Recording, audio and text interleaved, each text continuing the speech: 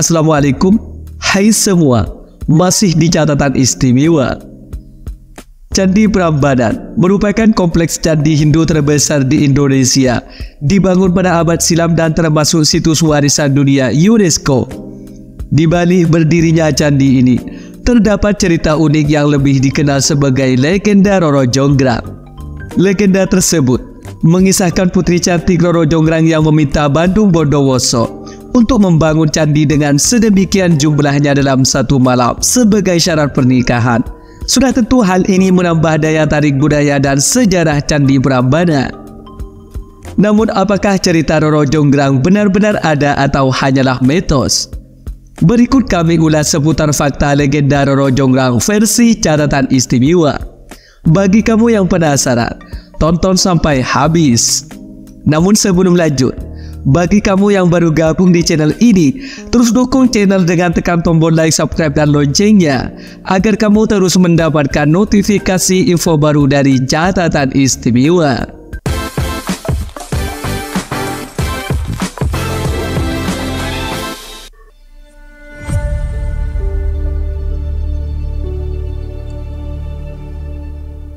Dahulu kala, Kerajaan Prambanan dipimpin oleh raksasa Prabu Boko yang memiliki putri cantik bernama Roro Jonggrang. Di Kerajaan Pengging, Raja arogan Prabu Damarmaya memiliki ksatria sakti Bandung Bondowoso yang dibantu pasukan jin. Prabu Damarmaya memerintahkan Bondowoso menyerang Prambanan. Setelah memenangkan pertempuran, Bandung Bondowoso menyerang istana Raja Boko dan bertemu dengan Roro Jonggrang, putri cantik Raja Boko. Terpesona oleh kecantikannya, ia langsung melamarnya. Namun Roro Jonggrang enggan menikah karena Bandung Bondowoso telah membunuh ayahnya. Tidak bisa menolak langsung, ia mengajukan dua syarat: menggali sumur Jalatunda dan membangun 1000 candi dalam satu malam. Dengan kesaktiannya, Bandung Bondowoso berhasil menggali sumur Jalatunda dengan mudah. Ketika Roro Jonggrang memeriksanya, dia menipu Bandung Bondowoso agar masuk ke dalam sumur, lalu Pati Gupolo menguburnya dengan batu besar. Namun dengan kesaktiannya, Bandung Bondowoso berhasil meloloskan diri. Meskipun marah, keinginannya untuk menikahi Roro Jonggrang menahan amarahnya, sehingga ia setuju untuk memenuhi syarat kedua, untuk membangun 1000 candi dalam satu malam. Bandung Bondowoso meminta bantuan makhluk halus. Kecepatan mereka dalam membangun candi membuat Roro Jonggrang khawatir. Ketika mereka hampir selesai membangun 999 candi, Roro Jonggrang meminta semua pelayan dan penduduk desa untuk menumbuk padi dan menyalakan api di timur agar terlihat seperti matahari terbit. Makhluk halus yang tertipu oleh cahaya dan suara ayam berkokok mengira hari telah tiba dan meninggalkan pekerjaan mereka. Dengan demikian, jumlah candi yang dibangun hanya 999, memberikan Roro Jonggrang alasan yang sah untuk menolak lamaran Bandung Bondowoso. Namun ketika Bandung Bondowoso mengetahui bahwa Roro Jonggrang telah menipunya, dia sangat marah dan mengutuk Roro Jonggrang menjadi patung untuk melengkapi candi ke-1000.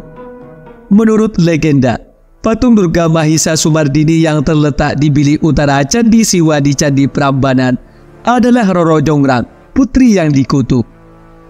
Namun ada beberapa catatan fakta menarik dari seputar kisah ini adalah berikut. Yang pertama, beberapa versi cerita menyebutkan bahwa Prabu Baka yang menyerang kerajaan Pengging terlebih dahulu, atau bahwa nama Bondowoso berasal dari gabungan nama dua sahabat, yaitu Bondo dan Woso. Yang kedua, kompleks Candi Prambanan sebenarnya dibangun oleh anak buah Rakai Pikatan pada tahun 850 Masehi dan disempurnakan oleh raja-raja berikutnya dari Kerajaan Medang Mataram. Yang ketiga, nama asli Candi Prambanan adalah Siwagrang, yang berarti rumah Siwa, mencerminkan pemujaan terhadap Dewa Siwa oleh Rakai Pikatan. Terkait dengan hadirnya legenda ini, para sejarawan memiliki tanggapan yang bervariasi. Beberapa sejarawan melihat cerita ini sebagai bagian penting dari tradisi lisan dan budaya Jawa yang memberikan wawasan tentang nilai-nilai dan kepercayaan masyarakat pada masa lalu. Cerita ini juga sering dikaitkan dengan Candi Sewu di kompleks Candi Prambanan yang disebut-sebut sebagai hasil dari legenda tersebut.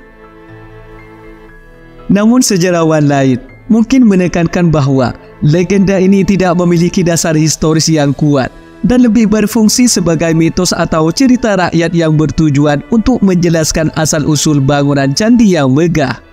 Mereka mungkin fokus pada bukti arkeologis dan sejarah yang menunjukkan proses pembangunan candi yang lebih realistis dan ilmiah. Roro Jonggrang adalah karakter mitos dalam budaya Jawa karena beberapa alasan. Ceritanya melibatkan elemen fantastis seperti kutukan dan transformasi menjadi patung khas mitos. Keterkaitannya dengan Candi Prambanan memberikan penjelasan legendaris tentang situs bersejarah tersebut. Cerita ini menyampaikan nilai moral, ciri khas mitos yang mengandung pelajaran. Beragam versi dan interpretasi cerita menunjukkan sifat fleksibel dan evolusioner mitos. Selain itu, tidak ada bukti sejarah yang kuat mengenai keberadaannya sebagai sosok nyata. Alasan-alasan ini menunjukkan bahwa Roro Jonggrang memperkaya warisan budaya dan tradisi Jawa. Terlepas dari pendapat sejarawan, sebagian masyarakat mempercayai bahwa kisah Roro Jonggrang telah dikenal sejak zaman Kesultanan Mataram pada abad 16. Kisah ini dianggap sebagai bagian dari warisan budaya yang kaya dan memiliki unsur mitos serta legenda yang sudah lama menyatu dengan kehidupan masyarakat di daerah tersebut. Cerita ini terkait dengan keberadaan situs-situs sejarah dan arkeologi di Desa Prambanan yang meliputi Istana Ratu Boko, Candi Prambanan, dan Candi Sewu. Istana Ratu Boko adalah reruntuhan keraton yang digunakan oleh Raja Boko pada masa itu.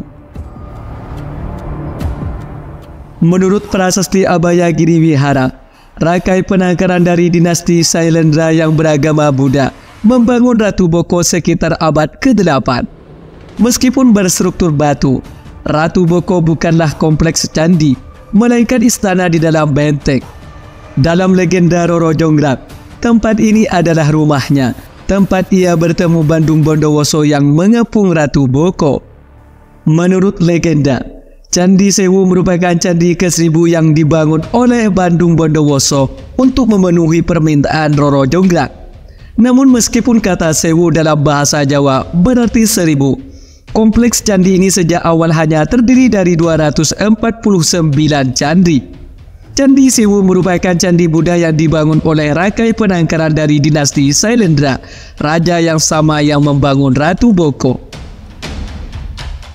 Puncak cerita terjadi ketika Bandung Bondowoso mengutuk Roro Jonggrang menjadi arca candi ke-1000, yaitu arca Durga di bilik utara Candi Siwa, candi utama di Candi Prambanan. Di sini mitos dan sejarah menjadi rancu karena Candi Prambanan adalah candi Hindu, sedangkan Candi Sewu adalah candi Buddha, serta Candi Prambanan berjarak sekitar 800 meter dari Candi Sewu. Menurut legenda, Candi Prambanan dikenal sebagai Candi Roro Jonggrang, gadis bertubuh ramping. Candi Prambanan merupakan kompleks candi Hindu terbesar di Indonesia yang dibangun pada abad 9 dan merupakan salah satu situs warisan dunia UNESCO. Sedangkan Candi Sewu adalah kompleks candi Buddha yang merupakan salah satu candi terbesar setelah Borobudur. Hubungan antara kisah Roro Jonggrang dan situs-situs ini menunjukkan bagaimana mitos dan sejarah seringkali saling terkait dalam budaya Jawa. Kisah ini tidak hanya berfungsi sebagai cerita hiburan, tetapi juga sebagai media untuk menjaga dan menghormati warisan sejarah serta kebudayaan yang ada. Dalam konteks ini, kisah Roro Jonggrang mungkin tidak hanya dilihat sebagai cerita belaka, tetapi juga sebagai simbol kebijaksanaan, kekuatan, dan keindahan warisan budaya Jawa yang telah bertahan selama berabad-abad. Di luar cerita tersebut, dari legenda ini lahir sebuah mitos bahwa pasangan yang belum menikah yang mengunjungi ruang patung Roro Jonggrang di Prambanan akan mengalami nasib sial. Warga setempat percaya bahwa pasangan yang mengunjungi candi ini akan segera berpisah setelah kembali dari Prambanan.